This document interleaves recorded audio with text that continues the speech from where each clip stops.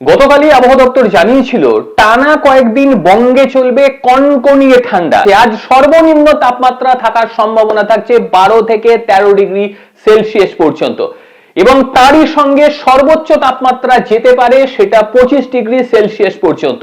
যেহেতু মেঘমুক্ত আকাশ, স্বাভাবিকভাবেই মনে করা হচ্ছে বেশ জাঁকিয়ে ঠান্ডা পড়বে।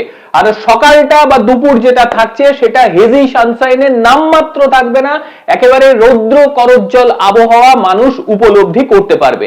রাতের দিকে কনকনিয়ে ঠান্ডা এবং দিনের বেলায় বেশ ভালো রোদ উপভোগ করতে পারবে সাধারণ মানুষ।